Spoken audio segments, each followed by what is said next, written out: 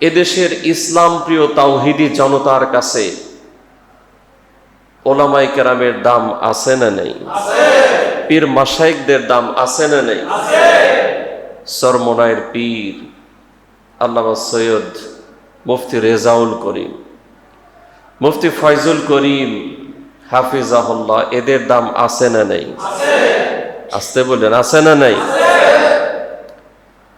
আচ্ছা, এরা দুইজনের নাম যে বললাম, এরা তো মিথ্যা কথা বলে, নেশা খায়। মিথ্যা বলে, নেশা খায়।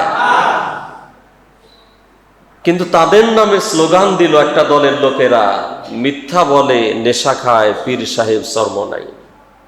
নাউজুবিল্লাহ বলবেন না?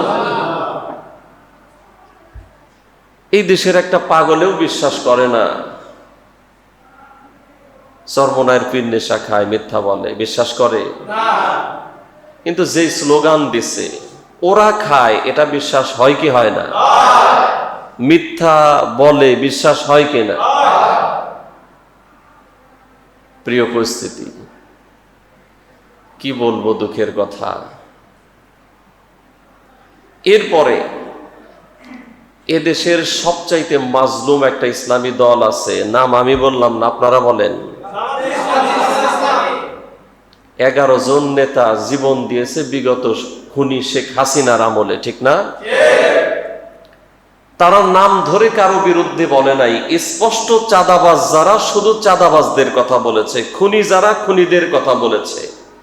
কিন্তু তাদের নাম ধরে ধরে এবং যারা বাতিলের সামনে আপোষ না করে জীবন দিলেন, তাদের নাম ধরে ধরে স্লোগান দিচ্ছে যারা, আমি বলবো অবৈধ মায়ের অবৈধ সন্তান তারা। আমি দলিল দেব একটু পরে।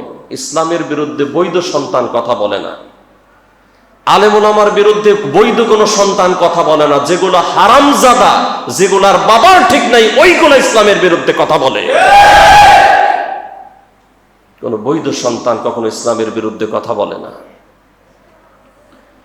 শুধু তাই না, আমরা সবাই দেখেছি আলেম ওলামাদেরকে যারা বলে পাকিস্তানি, একজন আলেমও পাকিস্তান গেছে?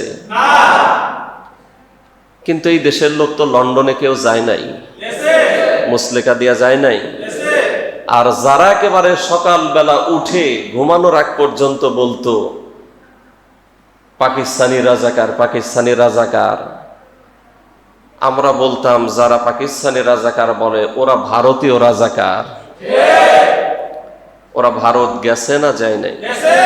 আমরা পাকিস্তান যাই নাই। আমরা পাকিস্তানি না, আমরা বাংলাদেশি। আমাদের ঠিকানা আমাদের এই মাতৃভূমি বাংলাদেশ। এই জন্য হাসতে হাসতে ফাঁসির মঞ্চে যেতে রাজি আছি, কিন্তু কোন দেশে আমরা পালাইতে রাজি নাই। আর যারা